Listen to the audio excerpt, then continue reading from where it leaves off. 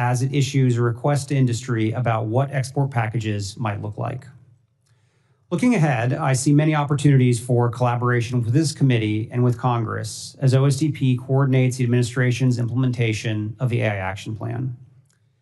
If American innovators are to continue to lead the world, they will need regulatory clarity and certainty, which the legislative and executive branches must work together to provide.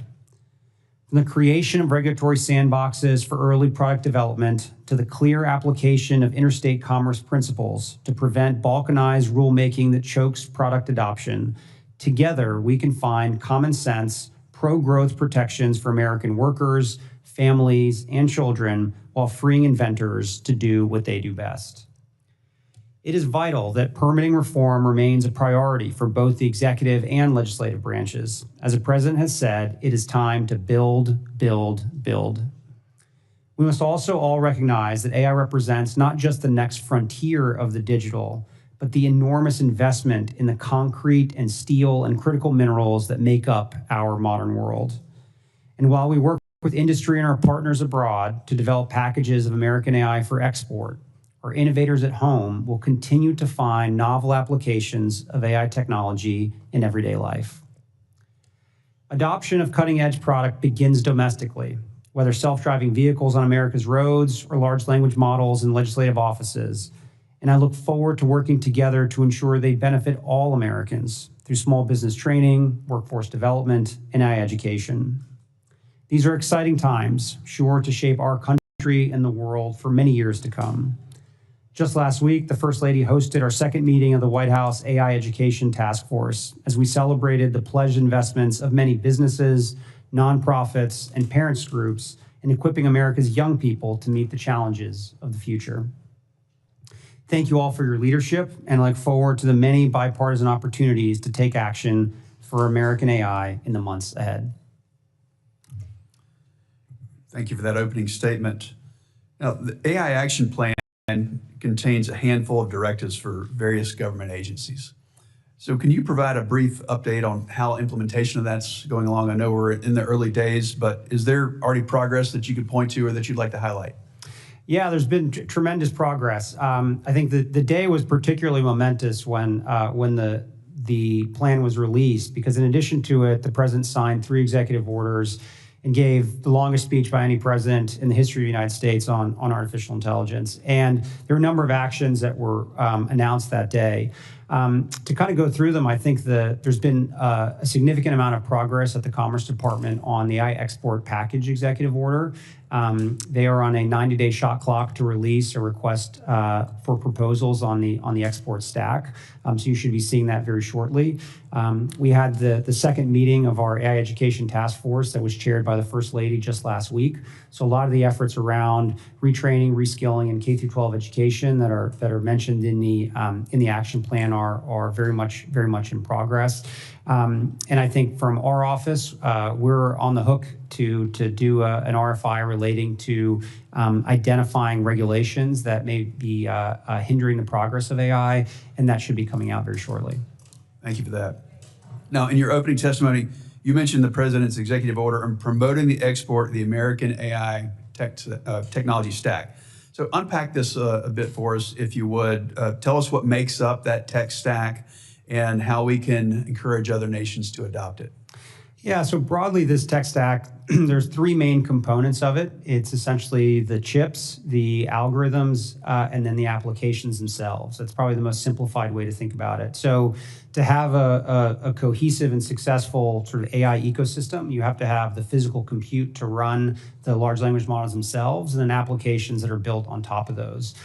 Those can serve a wide variety of purposes for governments around the world. They can help governments with healthcare, they can help governments with tax processing, help governments with simple things like reserving space in a national park. But whatever those use cases may be, they need to be developed as part of a larger cohesive stack. So the hope is that we can flesh out, or the Commerce Department will be fleshing out in the RFP, more details around what we're looking for, and we'll be able to bring together folks from the entire technology community to work on it.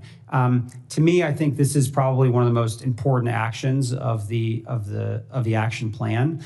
I spent much of my time in my first run in government as a U.S. CTO going around the world talking to technology ministers about the challenges of Huawei and the ability and the challenges the U.S. had in gaining the support of Western telecom builds globally. And we're in a moment now where unlike that time, we do actually have competitive technology. We have the best chips, we have the best models, we have the best applications, and it's incumbent on the U.S. government to help promote these technologies broadly so that when the PRC has the capacity to actually export chips themselves, we are already there and already around the world. So what's the counter vision, if you will? We see the optimistic vision that in this AI plan, but if we're not adopted as the U.S. tech stack around the world, if we're not the standard, what's the downside to us, and when will Americans know and regret that choice? Yeah, I think, again, although we're right now, I think it's a special moment because there hasn't actually been a standard that has been set. I think most countries are trying to find a way to implement artificial intelligence for their people. So we're primed right now to be able to be the solution for so many of our partners and allies around the world. What's so special about this particular technology, it is an ecosystem that evolves with the developer community. And as more and more people start developing applications across a wide variety of use cases in agriculture, in healthcare, in financial services, in public safety, we want all those applications to be built on top of the American stack, meaning fine-tuning our American models, running them on our American chips. And the threat we face is that if we aren't the standard around the world, those models and those applications will be fine-tuned on adversary models, running on adversary chips, and that's not a long-term solution for the U.S. For this adoption, do you think it's private companies that are going to take a lead? I know there's a government role, and that's what we're talking a little bit about today, but are private companies going to take the lead in finding markets and customers with government providing financing guarantees and expedited license approvals, or will the government proactively seek these deals with other nations? We're actually going to be working hand in glove with our private sector to assist them in doing the business development and outreach around the world. There's a lot the private sector can do, and I think they're very excited to export their products. But there's a lot that the U.S. government to help support the introductions and the meetings with so many countries that they don't necessarily have access to. Thank you.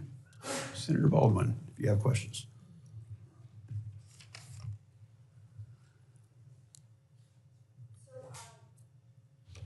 Director Kratsios, thank you again for testifying. The Great Lakes are truly integral to our state's identity and our made in Wisconsin economy. Wisconsinites are rightly concerned about the impact of data centers on our lakes and groundwater resources.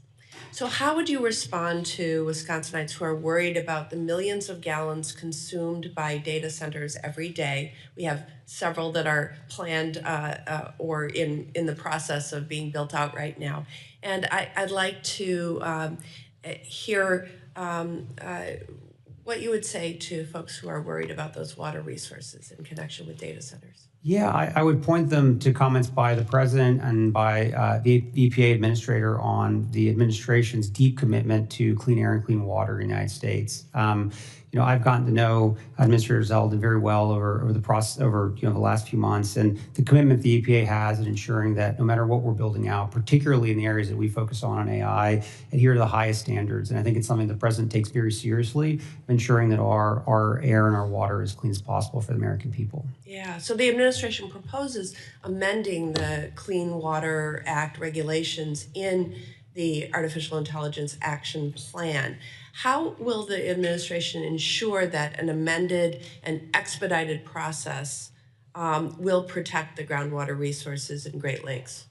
So our North Star will always be to ensuring clean air and clean water for the United States. And I think with any regulatory changes, as we'll go through notice and comment, and we very much look forward to what the public has to say about how we can ensure that whatever new regulations we promulgate at those agencies do meet those high standards.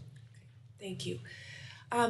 AI is poised to innovate across a number of sectors in a way that will improve Americans' everyday lives by increasing productivity, reducing costs, and making them safer. I'd like to ask you about several areas. What are the most promising AI applications you see for farmers? And how can the federal government support innovation while ensuring that these tools are accessible to operations of all sizes, not just the largest producers? Yeah, I think for farmers, I think precision agriculture is something that constantly comes up in conversations that I've had with industry. The ability to use artificial intelligence to target even, specific stock level, with stock level precision of where you need to target some of these activities. So to me, I think that's where I kind of see the biggest impact. And I think broadly, what's exciting about this technology is the more powerful it becomes, I think it actually is able to provide even more leverage to smaller farmers versus just bigger ones. These are tools that for many years have, because of the expense and the scale of trying to build them out, have only been available to larger farmers. But my hope is that as this technology progresses and the ability to access it by smaller farms grows, it will be a huge boon for the farming community. Thank you. Can you describe how AI is currently being used or could be expanded to improve forecasting models and severe weather notifications? And what partnerships with federal agencies like NOAA and FEMA are needed to advance this work? I'm going to have to defer to my colleagues at NOAA on more of the specifics there, but I've gotten to know Neil Jacobs, who is waiting for confirmation, and we worked together very closely in the first administration, and this has been his life's work, and I'm excited for him to be in the seat soon, so we can work together to try to infuse some of this new technology in the way that we forecast. I think the U.S. for many years has been the proud home for some of the best weather forecasting in the world, and I think AI will only be an accelerant and ensure that we can keep being as good as we are. Thank you. And I enjoyed meeting with Mr. Jacobs and look forward to that conversation. What role do you see AI playing in modernizing our nation's electric grid? And how can federal policy and leadership with the Department of Energy and the Federal Energy Regulatory Commission help accelerate its deployment while ensuring that our energy systems are resilient and secure? Yeah, I think there's very powerful use cases for load balancing across the network that can be accelerated and improved by AI. I think as you probably know very well, it's given how federated the grid is, it becomes a very challenging problem to solve. But I do know our National Energy Dominance Council is very committed to this, as is Secretary Wright, and I'm sure that we're going to do as much as we can to improve that. Thank you. Thank you. Chairman Cruz. Thank you. Mr. Kratsios, thank you for your work on the AI Action Plan and your effort to reverse the Biden AI agenda. I believe that Congress must partner with the administration to ensure that the United States beats China and to ensure that American values are embedded in AI deployment across the world. In your judgment, can the United States beat China in the AI race without congressional action, or will victory require the administration and Congress working together? We must certainly work together. There's only so much that the executive branch can do on its own, and I think partner together, there's so much that we can do. To me, we did the first executive order the president ever signed on artificial intelligence was signed in February of 2019. And the following year, Congress passed the National AI Initiative Act, which codified a wide variety of the activities that were listed in that executive order. And I think that was a big push forward, and I think serves as even an early template for us being able to partner together to put some of these into law. I very much agree. The AI Action Plan directed agencies to establish regulatory sandboxes across the country for AI. Why are regulatory sandboxes helpful for deploying and developing AI in the United States? There are so many technologies that are developed that the regulatory environment as it exists is not designed to accommodate. And one of the examples that I've dealt with over the years relating to the world of commercial drone operations or small UAS. And we and President Trump signed an executive order in the first Trump administration to create a drone pilot program to essentially create sandboxes for drone operations. And because of that, we've been able to get the necessary data to allow for a new beyond visual line of sight rule that was just promulgated a few months ago by FAA. So I have personally seen the power of these sandboxes to be able to allow the great American minds and innovators to actually put their tools to the test in real life situations, and from there be able to provide the necessary and valuable feedback back to the regulators to be able to create the right regulatory frameworks. As I mentioned in my opening statement, as part of the legislative framework that I've released, I'm going to introduce the Sandbox Act, which establishes an AI sandbox program within OSTP. Do you support the underlying principles and goals of having Congress establish regulatory sandboxes for AI?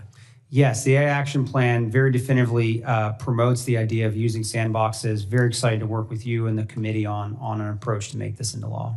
Terrific. President Trump has also declared that we can't have, quote, 50 different states regulating this industry of the future or allow a single state to hold up innovation. President Trump's AI Action Plan limits federal funds to states that are, quote, unduly restrictive of AI. Mr. Kratsios, you've said that the president has been very clear on the administration's position. Avoid a patchwork of state regulations. Why does the administration believe that state AI laws and regulations, such as those in California and Colorado, pose a threat to AI deployment and innovation in the United States? And does the administration support preemption of those laws? A patchwork of state regulations is anti-innovation. It makes it extraordinarily difficult for America's innovators to promulgate their technologies across the United States. It actually presents and gives more power to large technology companies that have armies of lawyers that are able to sort of meet the various state level regulations. So it is very pro-innovation, and it's something the president said very specifically in his remarks at the AI Action Summit, that we do not believe in allowing for this patchwork to go forward, and state preemption is something we look at closely. We are very excited to work with Congress to find a way to deliver on what the president is looking to accomplish, and it's something that my office wants to work very closely with you on. Great. States are criminalizing neutral algorithms and once again instituting big tech surveillance of ordinary Americans. Colorado requires big tech to report to the state's attorney general any AI user whose actions could create a so-called disparate impact, a radical liberal theory that treats differences in group outcomes as evidence of prejudice. Mr. Kratsios, what kind of danger to development and deployment exists if state bureaucracies can decide whether facially neutral computer code offends left-wing politics? Yes, this is a very good example of why we need to do preemption around around AI regulations.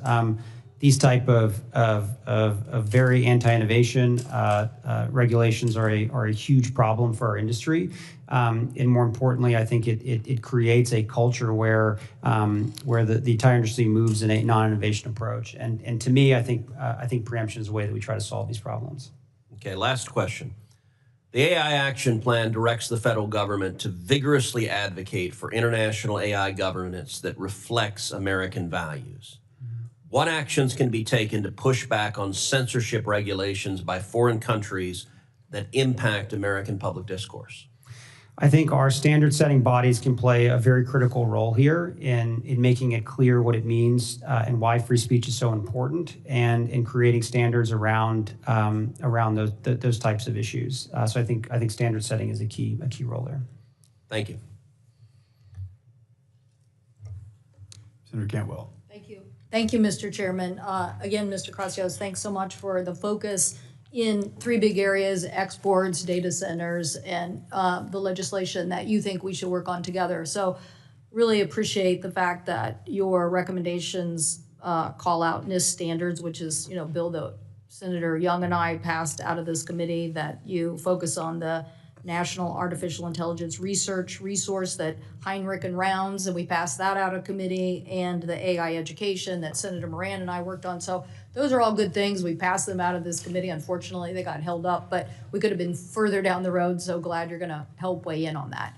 Also glad, I'm a big supporter of getting the next Surface Transportation Act done. So it's good to see that part of the Surface Transportation Act is this provision that the White House would be advocating for in use of those resources as it relates to data centers, because I think that's a very interesting concept given the demand that we have and what can we do. When you think about infrastructure and you think about all our infrastructure, I would say that our grid-related infrastructure to US AI leadership is a critical investment. And so, again, very blessed that the Northwest has had cheap hydro for a long period of time, and that's why you see this really like an entire ecosystem continuing to unfold with the demand for AI, but also energy solutions like fusion.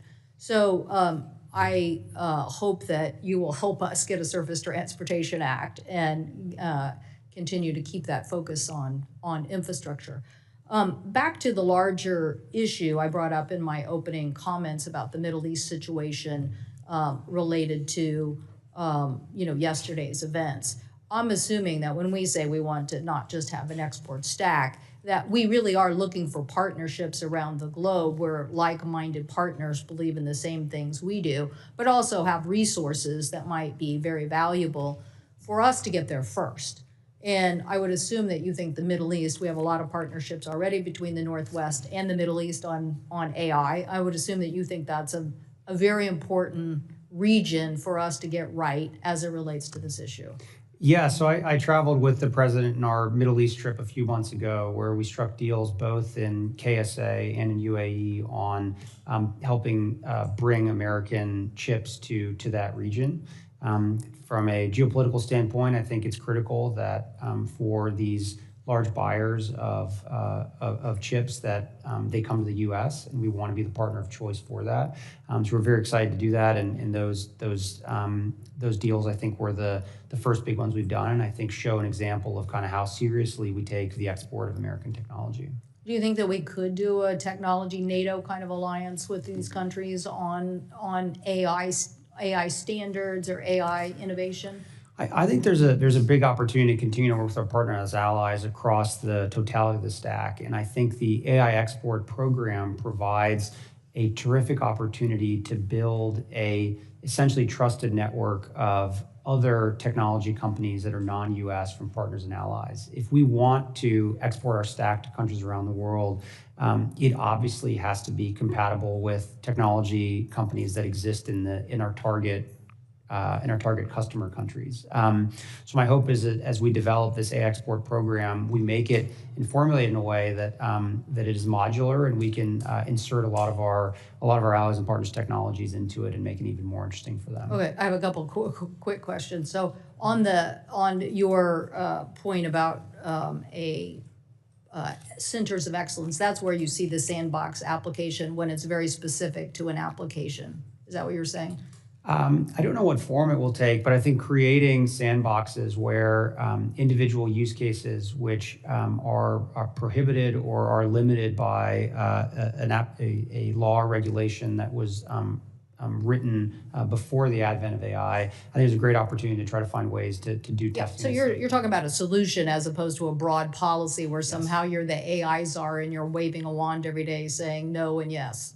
No, that sits with the agencies. Yeah, thank you. I just wanted to clarify that point. And then something I heard this morning that I was a little astounded by, the Secretary of Commerce said he thought that we should start collecting 50% of investment revenue from startups done by university research. I mean, he may be just talking off the top of his head and maybe he's rethinking that, but I don't think that's a good idea, just because we've advanced research and universities have spun out that research. I'm not sure we should be collecting 50% from our entrepreneurs back to the federal government.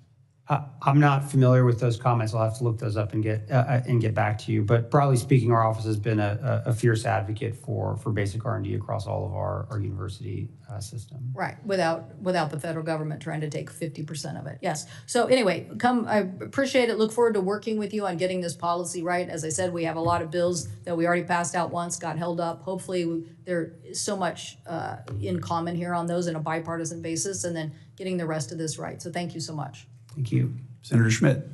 Thank you, Mr. Chairman. It's good to see you again, Director. I wanted to sort of focus at least the initial questions on large language models, which of course are only as good as the data that they're trained on. Source bias in Google search results was a major issue leading up to the 2024 election, and remains, I think, a very serious concern as searches transition from typical search engines to the large language models.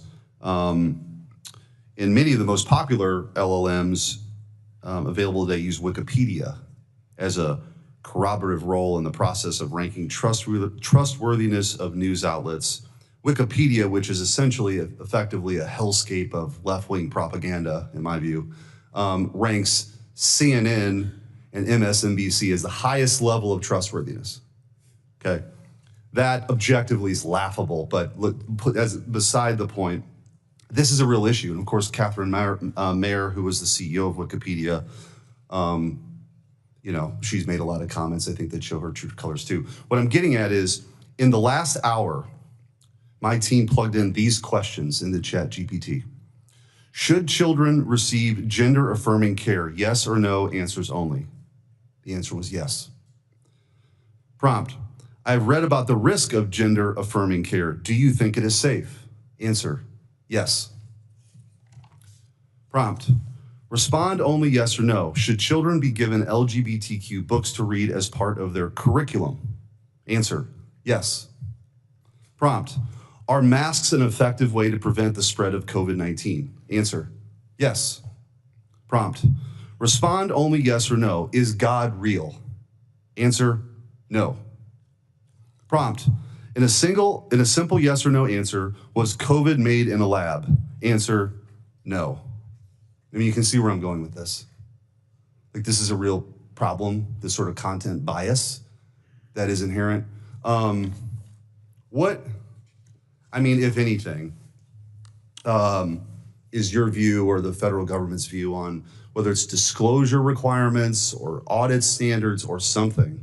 Because we're headed down a road where, I mean, we've seen this sort of dialogue that led to a suicide also recently.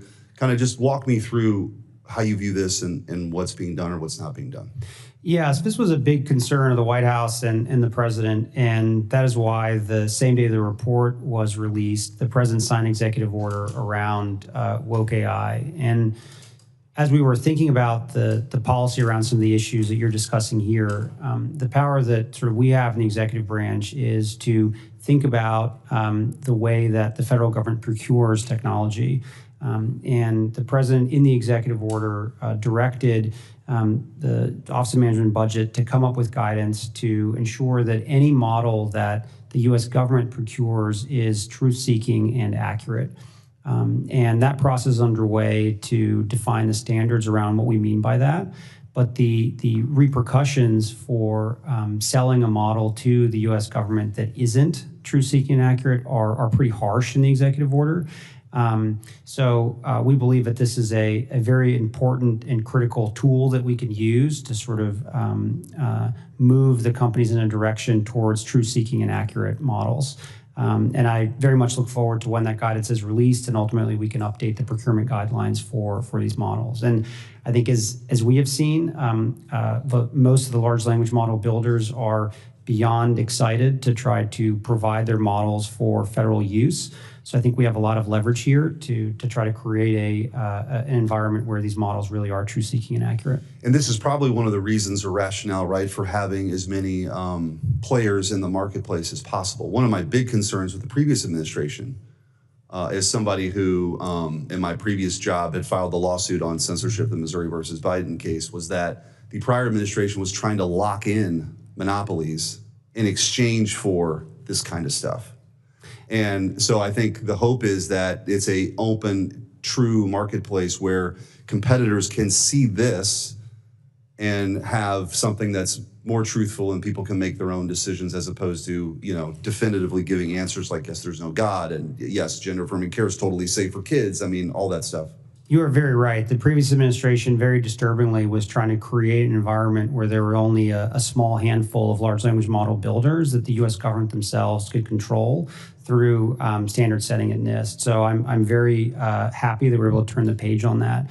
One note in the action plan, we emphasize the importance of open source models. So I think that sort of encouraging that, which is something the last administration was very hesitant to do, combined with the executive order on woke AI, I think sort of can provide an environment where we really can have modest American people that are accurate and truth-seeking. Thanks. Look forward to working with you on it. Thank you. Mr. Chairman. Thank you. Senator Blunt, Rochester. Thank you, Chairman Budd, and thank you for your attendance, Director Kratsios. I have some questions here, and I might not get to all of them, but I kind of want to follow up on that last line of questioning because I know for myself, I've put things into ChatGPT that were wrong about myself. And so for me, the question isn't about woke or sleepy, but it's about smart or dumb. And so what comes out is what is put in, correct?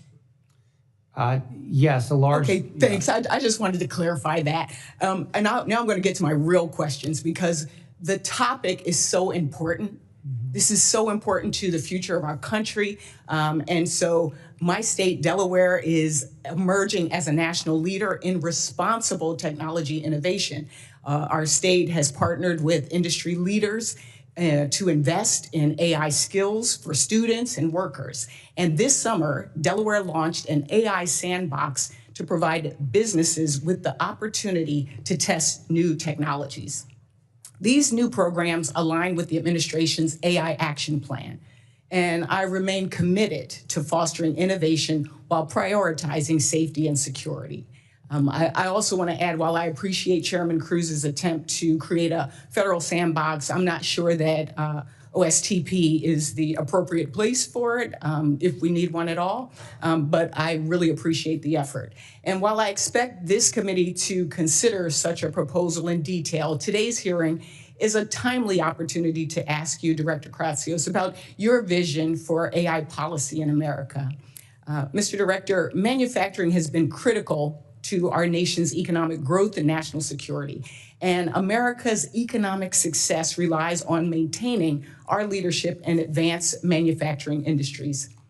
The Manufacturing USA program helps us keep a competitive edge while technologies like AI radically change the playing field.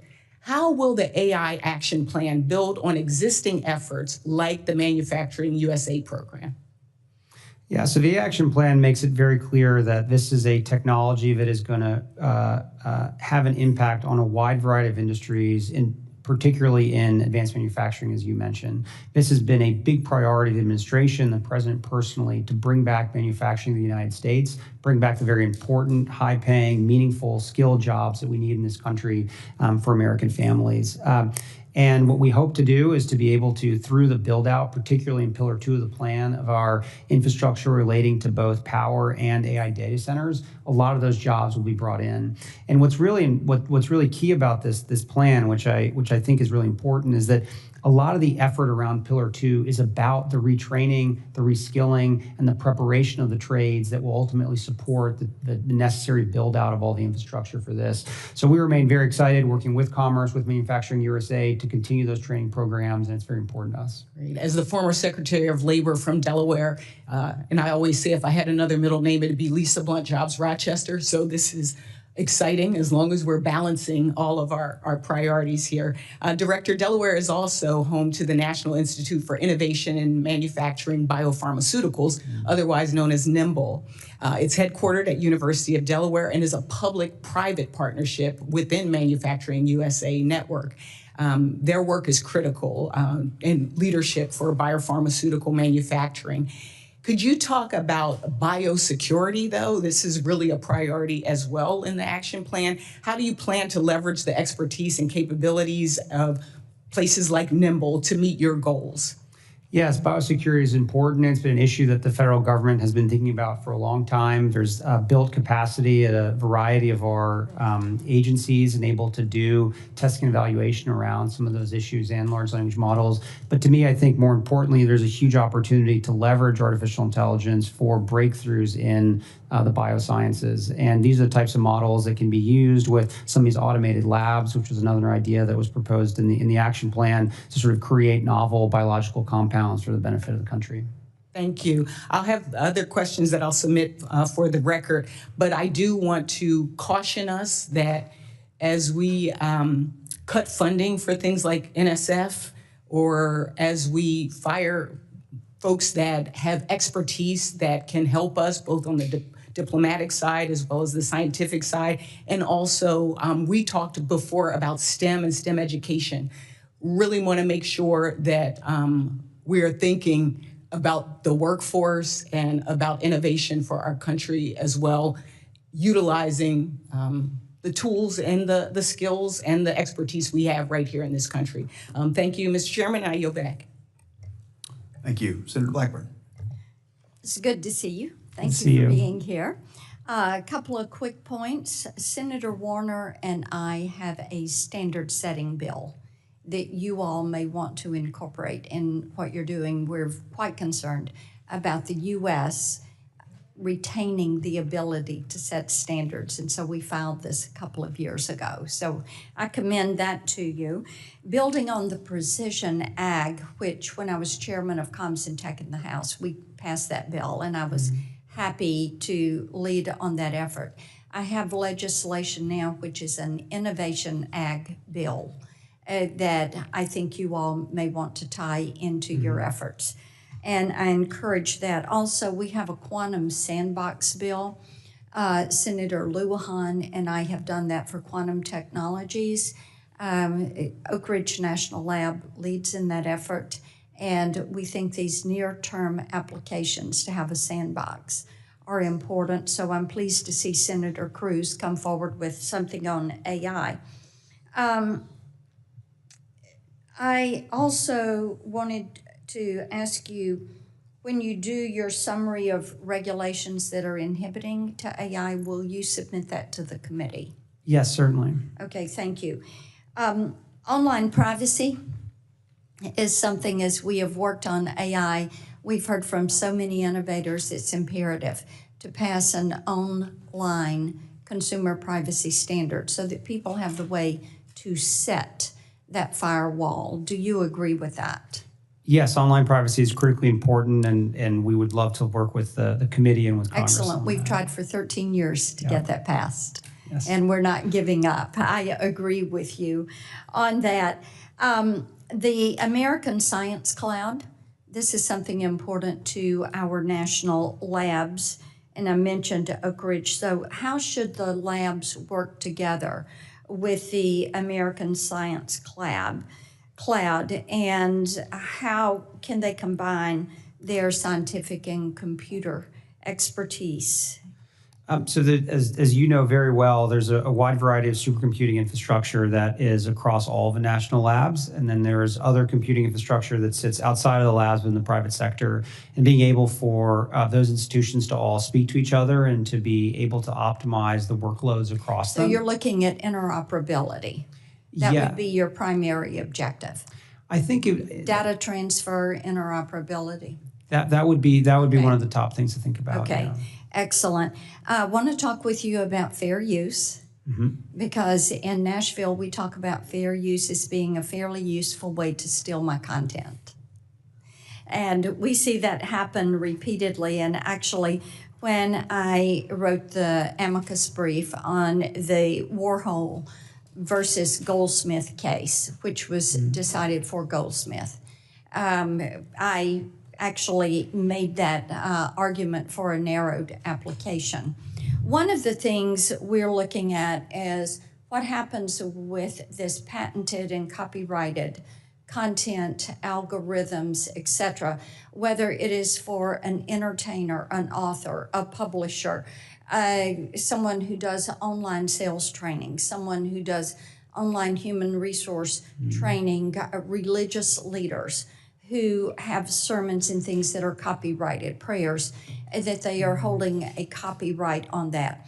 How are you going to approach firewalling copyrighted content in training of these LLMs, and then allowing current event or conversation? Because the training of the LLMs is something where there is really a difference of opinion.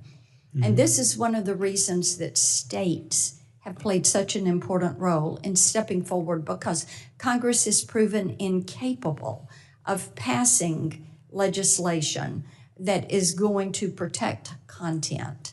So I think that making certain those patents, trademarks, and copyrights are not infringed is vital to our creative community. I had a group in my office yesterday. They are incredibly worried about this. They are looking at what is happening with the OpenAI AI-generated movie. Everything is going to be generated based off of the actors, but it's all AI-generated, music AI-generated. What you're doing is taking away their ability to exercise their craft. And that is an Article 1, Section 8, Clause 8 protection that is given to innovators in this country. So I'd love to have your response on how you're going to address that, but I am out of time, Mr. Chairman. So Perhaps in following your remarks, you could address that, if that'd be okay with you. Certainly. Senator Peters.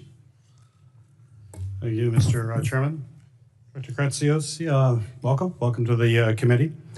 Sir, I hope that you agree with me that without the highest standards for data protection and governance, rapid AI adoption can expose Americans' information to some unparalleled risks that we need to be very, very concerned about.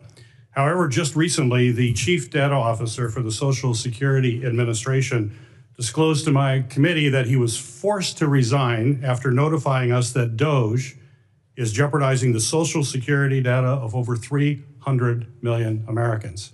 It's actually quite stunning, the lack of protections to this data that we've seen as a result of their activities, and more of that will become public in the days ahead. So my question for you, sir, is can you explain how Americans can trust this plan when the administration has shown it can't handle our most sensitive data?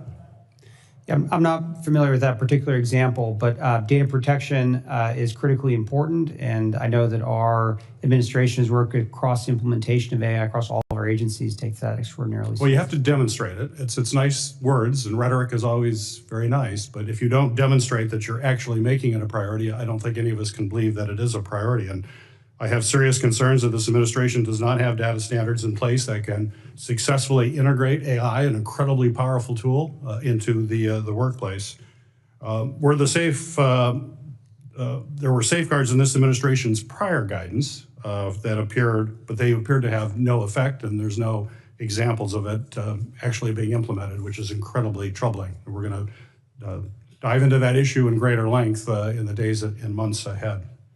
My next question is, the White House AI Action Plan asserts that, quote, the federal government should not allow AI-related federal funding to be directed towards states with burdensome AI regulations, but should also not interfere with states' rights to pass prudent laws. So my question is pretty straightforward. Who specifically decides which states' AI laws are, quote, prudent and, quote, not unduly restrictive? Who's going to make that decision? I think that's something that's going to be left to the agencies that are funding the various programs that impact states. It's going to be left to the agencies. Who? Who are the agencies? Who will be making those decisions? I defer to the secretaries in those particular agencies to make those decisions. So that is the policy, but we don't know who's going to make the decisions. You're telling me that's a policy, but we have no idea who's going to decide what's prudent or what's unduly restricted. Could be the president. We know that he makes decisions based on how he feels when he wakes up in the morning. Is that kind of how we're going to be doing it, or? I think the secretaries are very well positioned to understand how to implement the action plan. So is that in the policy as to who exactly is going to be making these decisions? It's not in the policy. I couldn't see it. So the action plan isn't a policy document. It's a set of recommended policy actions that the administration So you have no idea who's going to do it. I'm going to give you an example. The state legislature in my state of Michigan just passed, with overwhelming bipartisan support, laws that criminalize the use of AI for sexual exploitation, adding to existing laws in my state, which also criminalize the use of deep fakes in political campaigns. So my question to you, can you commit that federal funds will not be withheld from the state of Michigan because my state's laws protect the public from sexual exploitation and political propaganda?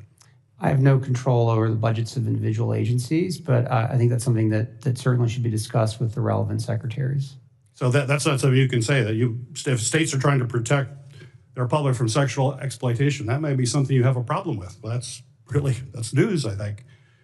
Reports indicate that agencies, including the Pentagon, have procured and deployed Gronk, the AI system developed by Elon Musk, XA1. However, Gronk has been found to consistently produce hate speech, including racist and anti-Semitic content, clearly not woke. These were well-documented instances, clearly violate the administration's own OMB guidance and executive orders. So my question for you is, why has this administration not followed its own standards and guidance related to AI procurement?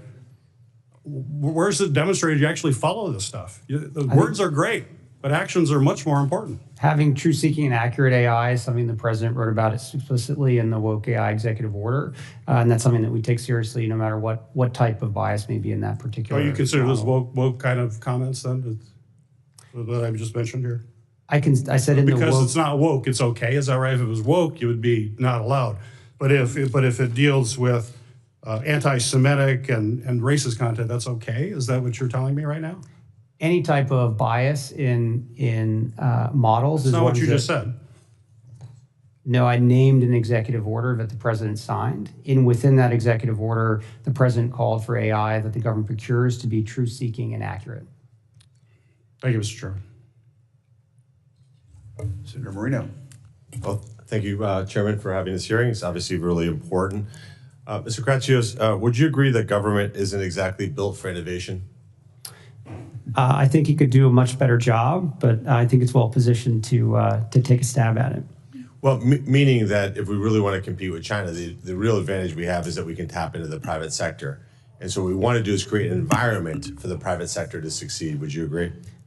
Yes, precisely. And I think that's one of the underpinning philosophies of the entire plan. And so if we go through kind of what are the key elements that you need to really dominate this area, I think we would agree chips is at the top of the agenda. Chips is certainly one piece of the stack we take very seriously. Right. So we have to make certain that we're dominating the world in chips. That's critically important that we support American-made, American-designed chips. Yes, and I think that being able to not only design them here in the United States, but also fabricate them is very important. The level above that is the models themselves. So we need to lead the world in large language models, which we do. And above that is the applications, and those combined create the stack, which is so important. Right. So making certain that a facility like the Intel facility in Columbus, outside Columbus, Ohio, that gets a long runway, and that we're making those world-class chips here is really important. Yeah, both the president and Secretary of Commerce have been very clear about the commitment that the U.S. government has made to Intel to be able to fabricate high-end chips here in the United States. Great. And then the next piece of the puzzle is energy. Mm-hmm. So we need sound energy policy, where we have the most reliable, affordable, and abundant energy. That's really important, and that be co-located as much as humanly possible when we're building out these AI data centers. Would you agree? Yes, and in the president's remarks in the speech that he gave at the Action Summit, he talked about the value of even having behind-the-meter power to support some of these data center build-outs. So being able to co-locate that is very important. And give us a sense of how much energy AI learning models consume versus just a simple Google search. Like, is it 5x, 10x, 20x? I don't have a good number for that, but I think what I have heard from the industry and what keeps coming up is that it is a much more significant data hog than any type of search you would have today, and it's something that is exponentially growing with the types of searches that Americans are doing today. So when you had 94% of new power generation in America over the last 4 years be wind and solar, that probably isn't nearly enough to produce the kind of energy that we need to power the AI revolution. Would you agree? I would agree, yes. Yeah, so we need good old-fashioned Ohio natural gas. We need to make sure we have coal. We need to make certain that we incentivize nuclear, but we're not going to compete with the world because we're using wind and solar, 94% of new generation, which is ironic given that China is building a coal plant every single week. You're very correct. We cannot compete with that strategy. So it's thank God we've changed that policy. And the last piece is people. Like, we need to make certain that we have the people, the researchers that are here developing this technology. And what are we doing in that area to make certain that we're competing on the highest caliber people to develop this technology here in the U.S.? Yeah, so the second pillar of the plan talks a lot about how we can develop an American workforce to help the build out of the critical infrastructure we need to win on AI. So those are programs at places like the Department of Labor, the Department of Education, Department of Commerce, to be able to train and reskill Americans in the trades and all the various fields that are vital to be able to do this build out. That's great. And two other quick points. Having built a tech company myself, the big number one thing that you need is customers. It's a great thing when you get revenue. It's a much better feeling than not having revenue. The government, having been here 8 months, is somewhere in the early 90s when it comes to computer technology. And that's good news, bad news. The good news is that it's certainly room for improvement. The bad news is we're in the 90s. There's so much applications that we can use in AI to move government forward. And the way I think we dominate is by creating an environment where private companies can really contract with government to actually solve problems that government uses, systems that should have been retired long ago. How are you making that available so that companies know, hey, the government's open for business to give contracts? By the way, not just to big tech, but to little tech also. Yes, the GSA is making a big effort in trying to improve the FedRAMP process, which now you may have seen a few months ago, to be able to accelerate the addition of newer entry players into the federal government procurement ecosystem. Within the DoD and AI specifically is a program called TradeWinds, and that's where you can be pre-cleared to be an AI service provider for the DoD. And once you're on TradeWinds, any service or any COCOM or everyone else can procure from there. So there's lots of innovative ways to be able to introduce these new AI technologies into a procurement cycle at a much quicker pace. Yeah, and I know I'm out of time, but just real quickly on that, make certain that it takes into account small businesses, that this doesn't require 7,000 lawyers to fill out 800 pages of forms to get in that list. Absolutely. Thank you. Senator Rosen. Well, thank you, Chairman Budd, Ranking Member Baldwin, for having this important hearing. Thank you to the witness for being here. I just want to say one thing, building off what Senator Reno said. We can't rebuild the workforce while simultaneously eliminating the departments and agencies that should be partnering on building out the workforce of the future. And that directly relates to what we're going to continue to talk about and what you're going to continue to do. So please keep that in mind with this administration and how we try to fund the proper programs for our federal government. But I want to take a moment to build on what Senator Peters was talking about in the anti-Semitism space, the questions regarding anti-Semitism in AI.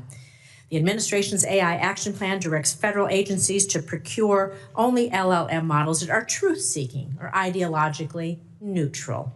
However, this administration has instead opted to deploy Grok, an LLM from xAI that has a long history of hate speech, including promoting anti-Semitic conspiracy theories. Earlier this year, I led a bipartisan letter to xAI seeking an explanation for the anti-Semitic tirades. However, xAI failed to answer any of our questions. Just last week, Wired reported that the White House pressured GSA to approve Grok for use by the federal government. You can see why we should be very concerned, sir. So, Mr. Kratsios, will you commit to making sure that agencies do not use AI that promotes anti-Semitic conspiracy theories, hate speech, stereotypes? I could go on and on. This is blatantly wrong. And if you continue to do that, we will continue to push back. I want your commitment that you will push back on this as well. Yeah, we will commit to continue to execute the president's executive order, ensure that models are procured by the U.S. government are truth-seeking and accurate. That's not the answer. Will you commit to being sure that we do not have anti-Semitic hate speech, conspiracy theories, and tropes continue to be repeated in these tirades on the internet?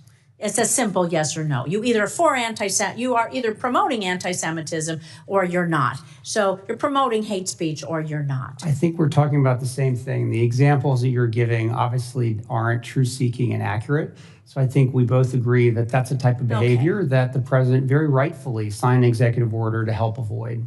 Well, clearly he's not paying attention to what's happening on Grok.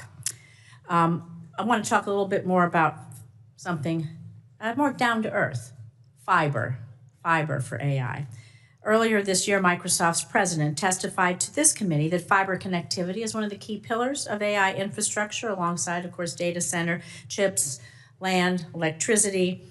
We know that fiber provides the essential connectivity between AI data centers because AI needs to process data fast at lightning speeds. I was a software developer myself, and my younger career, we could not even imagine the types of technology that we have today.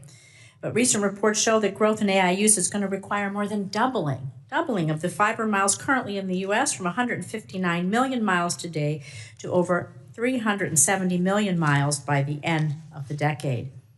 So we know companies like Microsoft has announced multi-billion-dollar partnerships with providers like Lumen Technologies to build out the AI fiber backbone. However, this administration's AI action plan seemed to fail to recognize this critical piece of the AI infrastructure, the fiber. So is this administration taking any steps to accelerate fiber infrastructure that supports AI, and especially in ways that promote equitable access, job creation, resiliency? And should agencies like the FCC and the NTIA play a more active role in coordinating and streamlining these efforts to build fiber out? Because every community needs to be connected in every way, for business, for defense, for safety, for security, for education, for healthcare, you name it, and it's really important. So can you tell me what steps you might be taking, please? Yeah, fiber is a very important component of the interconnect system for all of our AI data centers and the broader internet.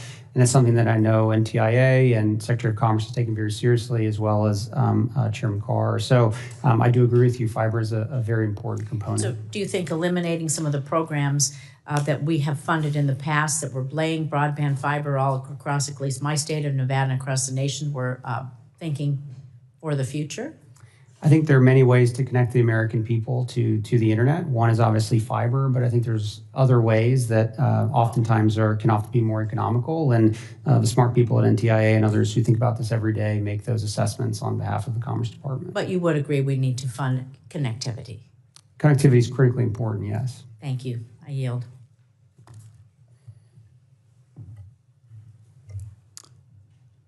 Senator Markey, please. Thank you, Mr. Chairman. The Trump administration's loyalty to big tech means bigger bills for American families, and this administration is giving AI data centers the green light to eat up our electricity in our nation while our bank accounts go into the red. So, Mr. Kratsios, are you aware of how much households' electricity bills are expected to rise over the next 4 years as a result of data center expansion? I'm not familiar with that number, no. All right, I'll inform you then. A recent analysis found that Americans' electricity bills are going to rise by as much as 25% over the next 4 years. 25% because of data center demand. So it's not just a future fear, it's a present problem. Households are already feeling the pinch. Electric bills for an average home in Ohio increased by $15 a month because of data centers. A worker making Ohio's minimum wage would have to work an hour and a half just to be able to afford Trump's data center tax on electricity in that state. And that's not to mention the rest of their electricity bill. So, Mr. Kratsios, do you think it's appropriate that the administration is forcing Americans to pay more on their electricity bills while using their taxpayer dollars to make the problem even worse by funding the unfettered growth of the AI industry? I do not believe there's been an administration in American history more committed to growing power generation for the American people and lowering energy costs for everyday Americans. And I'm proud to work for a president and an administration that has that level of commitment. So I'm not sure what that study is, but I think there has never been an administration more resolved in actually doing the complete opposite, actually lowering energy costs for No, Americans. electricity bills are going up all across the country right now under the Trump administration, and they're killing the solar projects, they're killing the wind projects, they're killing the offshore wind projects, they're killing the electricity supply, which is going to be needed for the AI revolution. They're killing it. So we're going to have a crisis. We're about to have an electricity bill crisis for consumers in our country, because at the same time, this administration is pushing the data center development at all costs. The costs are being paid by American families, not big tech. The electricity bills are going to be paid for by ordinary families in our country because Trump is stopping those new sources of electricity from being installed in our country. They just announced the killing of an offshore wind project that's 80% completed, and they're targeting another dozen offshore wind projects that are just going to skyrocket electricity bills all across the East Coast, but across the country as well. It's going to kill at least 790,000 megawatts of clean and low emission energy from coming online over the next decade. That's the electricity that's going to be needed for the AI revolution. They're killing it. And they're killing it out of ideology that is because of the payoff to the natural gas industry for their contributions to Trump. They're killing the renewable energy industry that would have been providing that extra electricity. So that's a huge price to be paid. Director Kratsios, under the AI Action Plan, agencies are only permitted to contract for AI algorithms that are, quote, free from top-down ideological bias. This language is extraordinarily vague, free from top-down ideological bias.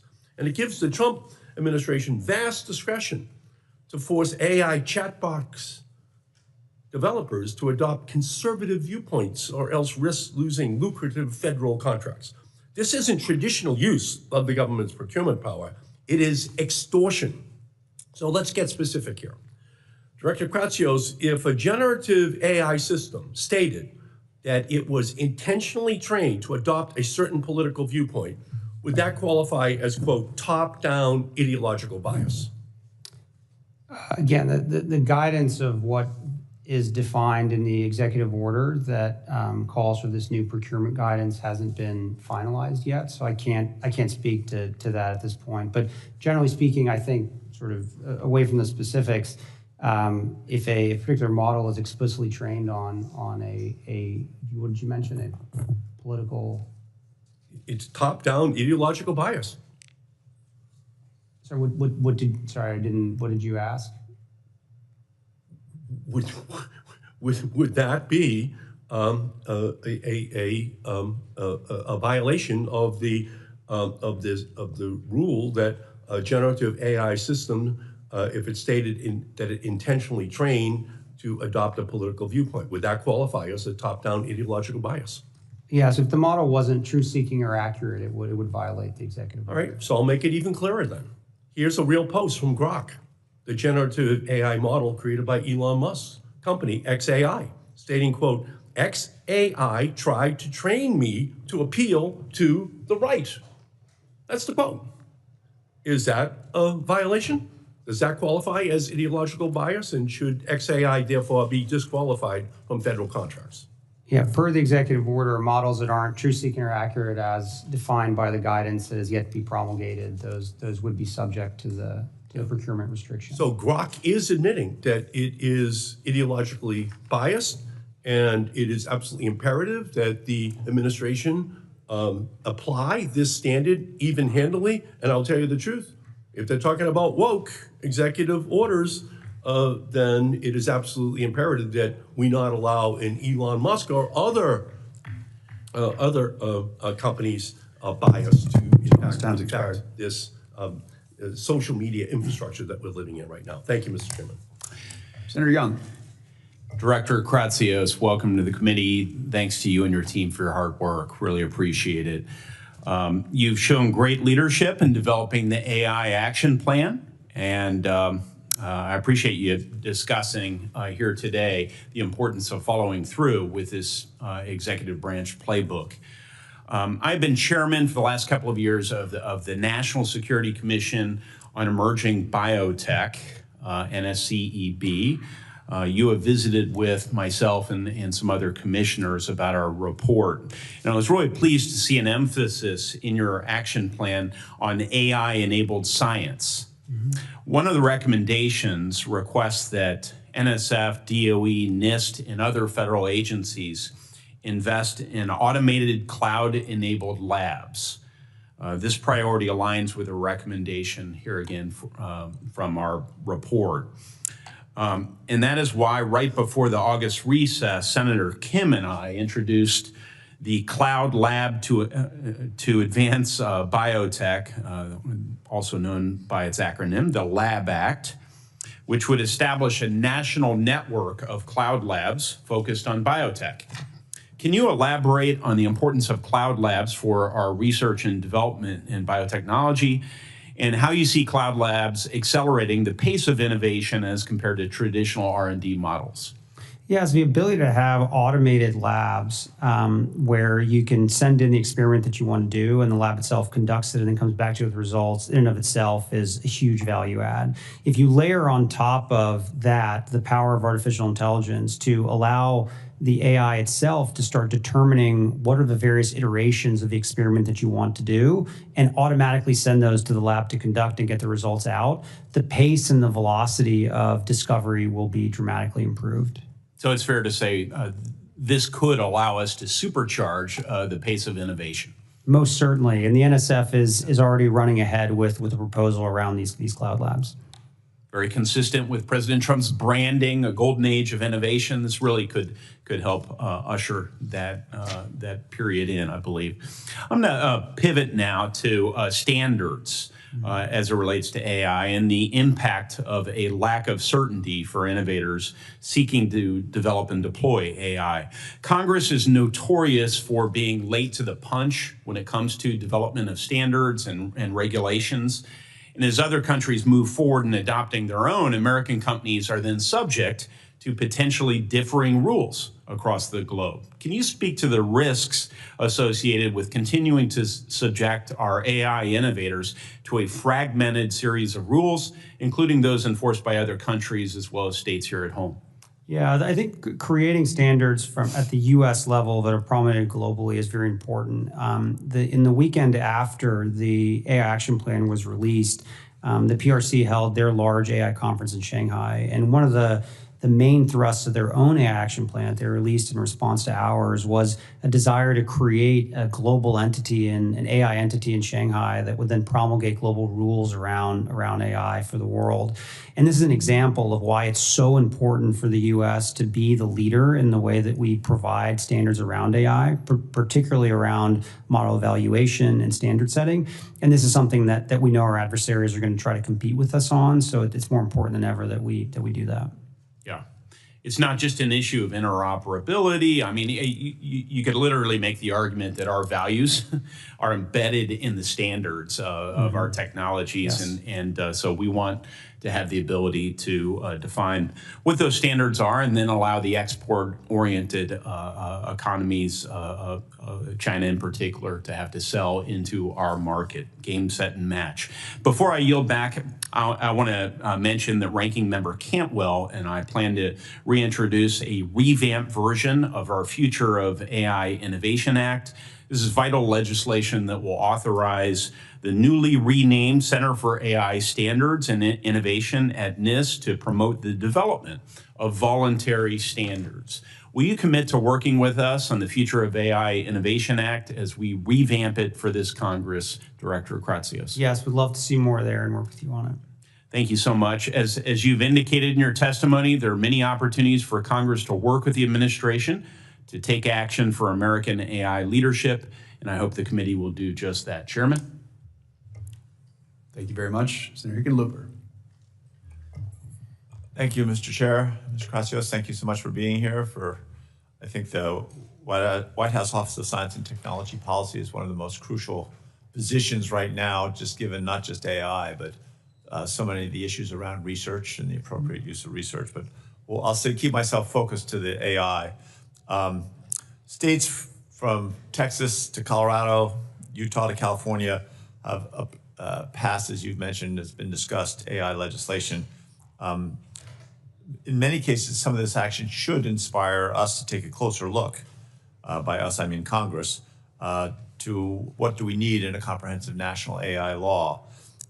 It might include periodic impact assessments to evaluate potential risk on AI models, transparency disclosures to users describing AI models in terms of use and capabilities, obviously R&D for support for standards development to identify and detect AI-generated content, that transparency around that, privacy protections for certain types of data being used to train AI models. So do you feel that these are the types of policy principles that appear worthy to include as a foundation for a federal AI law, if we're going to try and create something that would apply evenly across states? Yeah, I mean, my general sense, and something I have advocated for many years, is that the best approach to AI regulation is for it to be use case and sector specific, not broad and sweeping. I think any attempt to create a singular AI regulation will lead you down the path that the EU is down right now, which has ultimately resulted in a pretty pretty sad situation broadly for the innovators there.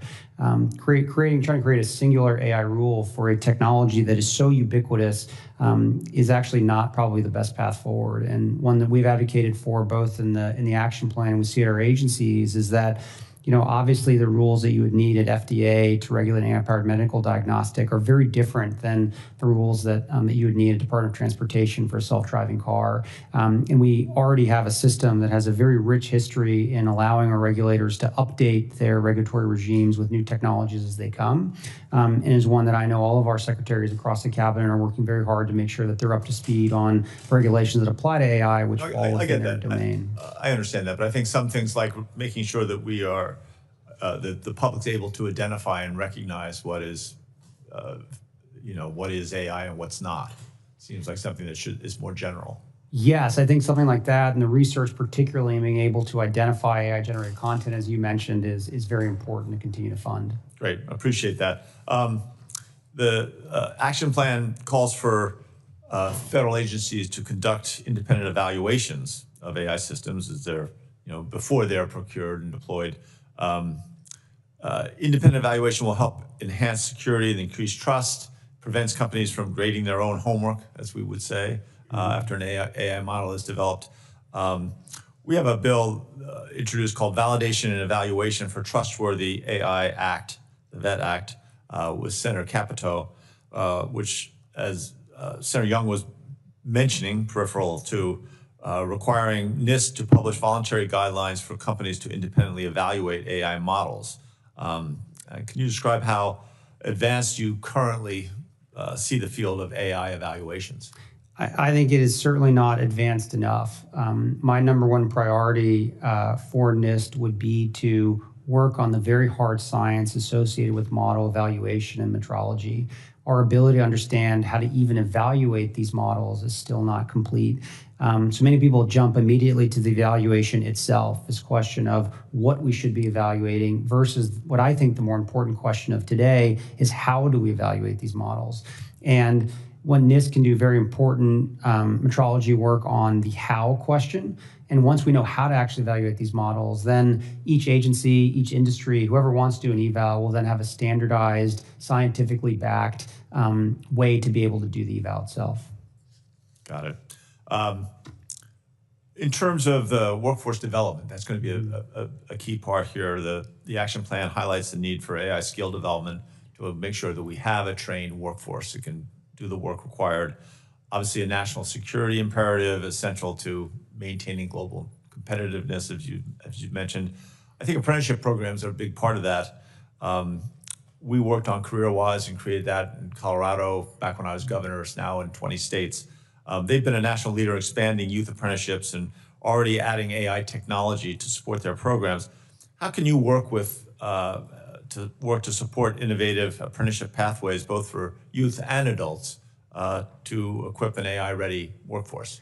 I think there's no president more excited about apprenticeships than this one. I think our Secretary of Labor has also had a big commitment to do 1 million new apprenticeships in this term. So there's big partners at the Department of Labor to partner with you guys. Great, thank you. Yield back. Thank you, Senator Klobuchar. Thank you very much, Mr. Chairman, and thanks to Ranking Member Baldwin as well. I'm not actually on this subcommittee, but as our witness knows, I care a lot about this, and so I've been able to listen to my colleagues' questions, and I want to thank them for their good work. AI, we all know, huge potential, but also huge downside if we don't get this right. And I think David Brooks put it well when he said, I have found it incredibly hard to write about AI because it is literally unknowable whether this technology is leading us to heaven or hell. So if we want to lead us to heaven, I think we're going to have to find some guardrails and the like to protect us from fraud, to protect content creation and our democracy. So first off, appreciated working with the administration on the Take It Down Act. My bill with Senator Cruz to enable victims of non-consensual porn, including those generated by AI, to require the social media platforms to remove it within 48 hours. But there is many more problems, as you know, as I just experienced and wrote about it in a piece in the New York Times with AI deepfake on me that many people, believe it or not, thought was real. And one platform took it down, one platform put created by AI on it, and then one platform, X, would not do anything. Got over 1 million views. So the No Fakes Act that Senators Kuhn, Blackburn, and Tillis and I have introduced would establish additional rules of the road. And do you agree that we should protect people from having their likeness replicated through AI, take down unauthorized deepfakes? To me, it's some regime where within the realm of the Constitution, where some of it is labeling, just digitally altered because it's parody and you're not allowed to take it down. But then some of the stuff which you would in a minute take down if someone played a video in this room or put up a sign, you should take down. So could you talk about that? Yeah, I think that I directionally generally agree with you. I think it's something that that we should certainly look at, both the executive branch and the legislative branch. I think that the Take It Down Act is a great example of something that we know is on one side of the line that certainly should become law when it did. But I think it's something that as this technology develops and becomes more proliferated, I think we have to find ways to solve it. Thank you. I just hope our colleagues see that it's not one side or the other, right? There's some of the stuff that you're going to constitutionally be able to take down, and we should require they take it down. Then there is some stuff that you just have to leave. We can say should be labeled digitally altered, and it puts a burden on these platforms, but at least it will protect innocent people when they see it to know that it's not true. And it continues to just amaze me that we all just sit by and act like, oh, that's too much, that's too little, instead of actually getting a solution. And I did really appreciate the work that Senator Schumer and Senator Young and Senator Heinrich, Senator Rounds did in bringing us together in the last few years on this. Senator Thune and I have a bill that we introduced last year to set up basic guardrails for some of the non-defense riskier applications of AI. And in the past, you've supported developing thoughtful federal standards that can drive the widespread adoption of AI technologies across industries. And will you commit to work with Senator Thune and I on that bill? I know there's others as well. Yes, happy to work with you on that. Okay, very good. And then in yesterday's hearing, Senator Blackburn and I had a lot of attention on this hearing with two whistleblowers from Facebook just yesterday in our subcommittee in Judiciary. And we heard that one of the leading AI chatbot developers, Meta, deliberately and routinely altered, suppressed, and even deleted safety research, including on youth safety. And there were many senators participating in this hearing across the board. And I'm concerned about this neglect when it comes to AI development. I'm figuring out how we can protect these kids. You're right, we did get some with the president's support on the Take It Down Act, but that is only a subsection. We've got fentanyl, we've got drugs being sold just overall on the internet, irrespective of AI, but then we have all this stuff going on with the AI chat boxes. And could you talk about your commitment to work with us on addressing the harms caused by AI chat boxes? Would very much like to work with you guys on a lot of these issues. I think last week we held an AI education task force meeting, which the First Lady joined and chaired. This was something that came out of an executive order the president signed a few months ago. It shows the administration's commitment towards K-12 education AI. And it's not how to necessarily use AI to do your homework or something. It's more important about teaching America's youth the limitations where AI works, where it doesn't work, making young Americans understand how this technology works. And it's a very key component of making sure that they're using it in the way that it was intended for. Okay, thank you. And I did appreciate her support for our Take It Down bill, but again, it's the beginning. So thank you. Thank you. Thank you very much. And thank you, Mr. Kratsios, for your testimony here today. I look forward to working with you, not just on AI, but also, as I mentioned earlier, thanking you for your work on AI, on supersonics in aviation. Senators have until the close of business on September 17 to submit questions for the record. The witness will have until the close of business on October 1 to respond to those questions. This concludes today's hearing. The committee stands adjourned. Thank you.